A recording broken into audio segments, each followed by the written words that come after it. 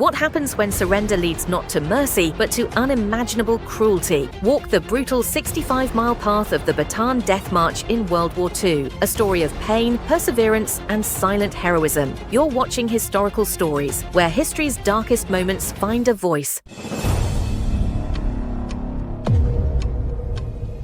The Bataan Death March, A Journey of Suffering, April 9, 1942. After months of fierce fighting in the Philippine jungles, 76,000 American and Filipino troops on the Bataan Peninsula were forced to surrender to the Japanese. Starving, exhausted, and surrounded, they had fought bravely against overwhelming odds. But what followed their surrender was not mercy. It was one of the darkest chapters of World War II. The captured soldiers were ordered to march over 65 miles from Mariveles to San Fernando under a blazing sun, with little food, no water, and brutal treatment. This nightmare would come to be known as the Bataan Death March. The road was lined with suffering. Prisoners collapsed from heat stroke, dehydration, and wounds. Japanese guards struck them with rifle butts or bayoneted those who slowed down. "We were no longer men," one survivor recalled. "We were ghosts marching through hell." Filipino civilians risked their lives to pass hidden food and water to the prisoners. Many were beaten or executed for their kindness. The soldiers who still had boots marched in blistered silence. Others had no shoes and bled with every step on the burning asphalt. Lieutenant Henry Lee, a young American officer, watched his friends die one by one. "They were just boys," he wrote later. "We had no strength left, only the will to keep moving." Some drank from filthy roadside puddles, only to fall sick. Others leaned on each other, sharing what little strength they had.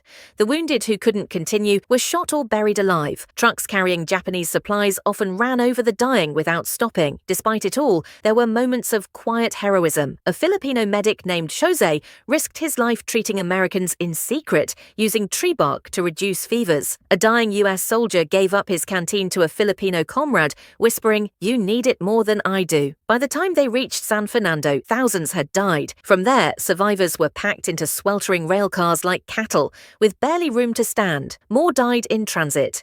Those who endured the journey were sent to prison camps, where disease and starvation continued the torture. An estimated 10,000 men perished during the march and its aftermath. For those who lived, the scars, physical and emotional, never faded. The Bataan Death March was not just a military defeat, it was a test of human endurance. It revealed the cruelty of war and the depths of human resilience. These men were not just prisoners, they were heroes, walking through the valley of death with courage in their hearts. Conclusion: the Bataan Death March stands as a brutal reminder of the human cost of war. It was not just a march, it was a relentless test of endurance, where thousands perished under inhumane conditions. Yet, amid the cruelty, stories of courage, sacrifice, and brotherhood endured. The men who walked those 65 miles, many never to return, showed unimaginable strength and loyalty to one another. Their suffering was not in vain. It awakened the world to the atrocities of war and inspired a vow never to forget. Their legacy lives on, etched in history as symbols of resilience, honor, and unbroken spirit. Thank you for witnessing this painful yet powerful chapter of World War II. If it moved you, like, comment, and subscribe for more true battlefield stories. Next up, the Battle of Midway, the clash that changed the Pacific War forever. This is Historical Stories, where the past speaks and heroes live on. Thanks for watching, and I'll see you in the next story.